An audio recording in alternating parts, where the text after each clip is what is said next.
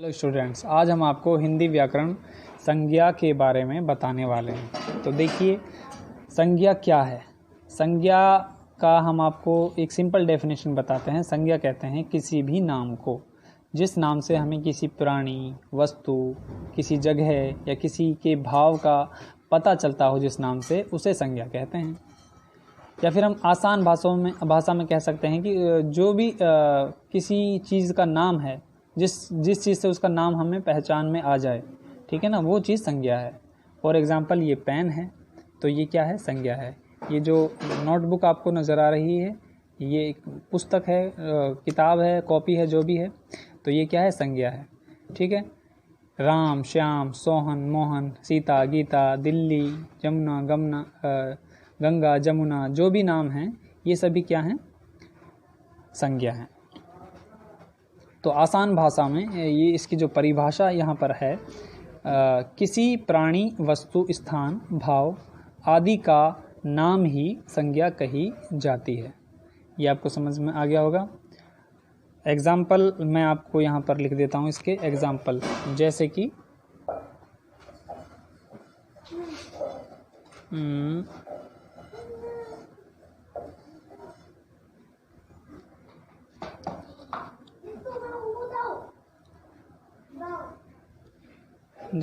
राम,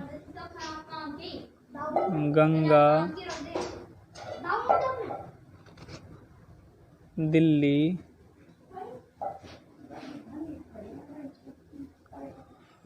आदि। ठीक है बेटा, ये सभी इसके एग्जाम्पल हो गए। इससे भी और आगे हम अभी पढ़ेंगे। तो देखिए, जो संज्ञा है, इसकी हम आपको डेफिनेशन बता चुके हैं। अब संज्ञा को हमने अर्थ के आधार पर 5 हिस्सों में डिवाइड कर दिया। अर्थ की दृष्टि से जो संज्ञा के प्रकार हैं, उसका एक ट्री चार्ट हमने यहाँ पर बनाया है। तो देखिए, अर्थ की दृष्टि से जो संज्ञा के प्रकार हैं, पहला इसमें हो गया, फर्स्ट हो गया व्यक्तिवाचक संज्ञा, जिसे हम प्रॉपर नाउन भी कहते हैं। दूसरा है इसमें जातिवाचक संज्ञा, जिसे हम कॉमन नाउन भी कहते हैं। तीसरा आ गया अपना द्रव्यवाचक संज्ञा, जिसे हम मैटेरियल नाउन भी कहते हैं। फिर चौथा आ गया समूहवाचक संज्ञा, जिसे हम कलेक्टिव नाउन भी कहते हैं। और पांचवा है हमारा भाववाचक संज्ञा, जिसे हम एब्स्ट्रैक्ट नाउन भी कहते हैं।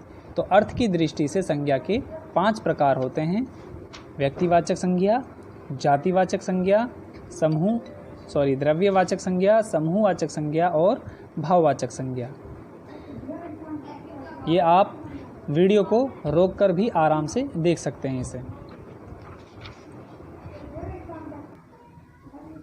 तो देखिए बेटा, सबसे पहला है व्यक्तिवाचक संज्ञा, इट मीन्स प्रॉपर नाउन। तो व्यक्तिवाचक संज्ञा क्या है? व्यक्तिवाचक संज्ञा का आसान भाषा में मैं आपको बता देता हूँ। व्यक्तिवाचक संज्ञा वो नाम है जिस नाम से हमें किसी के व्यक्ति का, किसी जगह का, किसी वस्तु का पता चलता हो, उसे हम व्यक्तिवाचक संज्ञा कहते हैं। परिभाषा इसकी हो गई, जो किसी व्यक्ति, स्थान या वस्तु का बोध कराए, जैसे कि राम, गंगा, यमुना, दिल्ली, ये सभी किसी न किसी चीज़ के नाम हैं जो आपको एग्जाम्पल में दिए हुए हैं। तो ये सभी क्या हो गई? व्यक्तिवाचक संज्ञा हो गई। ठीक है बेटा। अब अगला है जो इसमें, वो है जातिवाचक संज्ञा, इट मीन्स कॉमन नाउन। जातिवाचक संज्ञा, जिस संज्ञा से किसी जाति का बोध हो, जैसे नदी, पर्वत, लड़की आदि। अब यहाँ पर देखिए बेटा, जाति का क्या मतलब है। जैसे कि नदी है, नदी जैसे है, ये एक जाति है। अब यहाँ पर किसी एक नदी की बात नहीं हो रही, यहाँ पर किसी एक पार्टिकुलर नदी के, जैसे कि हमने व्यक्तिवाचक में कहा था गंगा, तो इसमें किसी पार्टिकुलर नदी की बात नहीं हो रही, यहाँ सारी नदियाँ इसमें शामिल हो गई, यानी कि पूरी नदी जाति की बात हो रही है।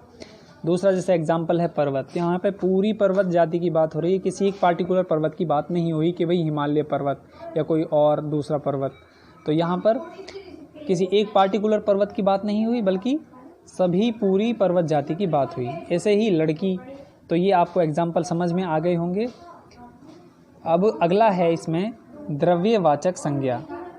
अब द्रव्यवाचक संज्ञा क्या है कि भाई जिस नाम से हमें किसी ऐसे नाम का ऐसे पदार्थ का या सामग्री का पता चलता हो जो जिससे कोई वस्तु बनी होती है, जिससे कोई वस्तु बनी होती है, तो उसे हम द्रव्यवाचक संज्ञा का रूप देते हैं, द्रव्यवाचक संज्ञा उसे कहते हैं। जैसे कि आप परिभाषा से समझेंगे, जिस नाम या शब्द से उस सामग्री या पदार्थ का पता चलता है जिससे कोई वस्तु बनी है, जैसे सोना, चांदी, तेल, पानी, घी, धुआं, ऑक्सीजन आदि। तो इन सभी से कोई ना कोई चीज़ बनाई जाती है।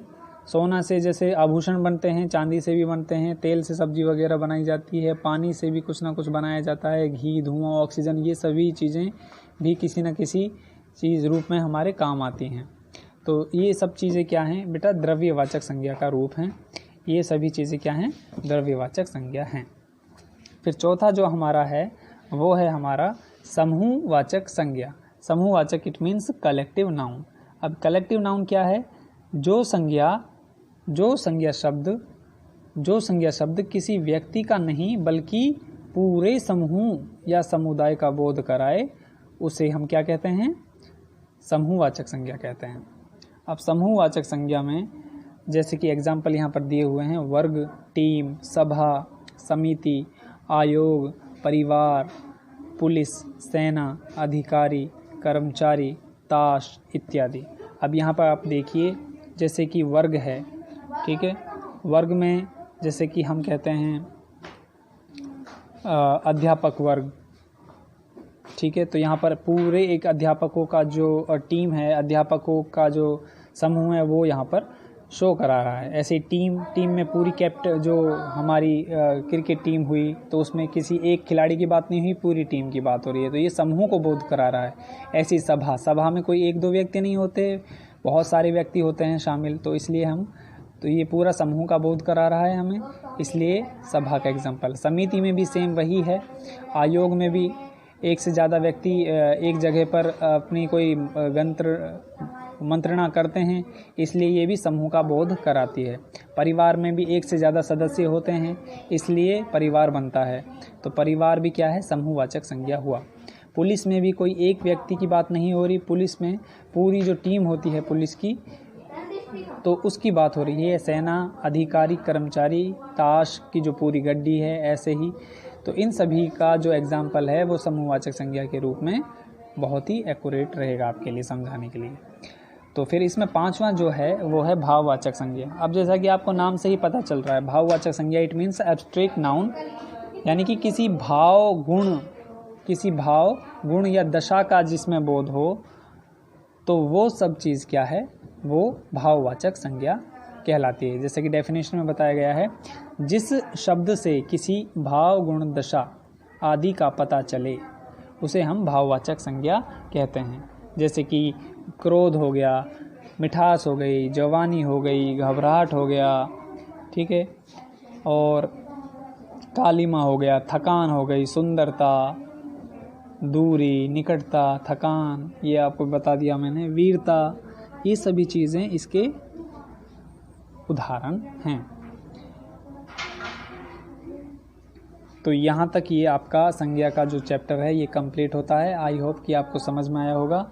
आप इसको एक बार और ठीक ढंग से अच्छी तरीके से देख सकते हैं और समझ सकते हैं।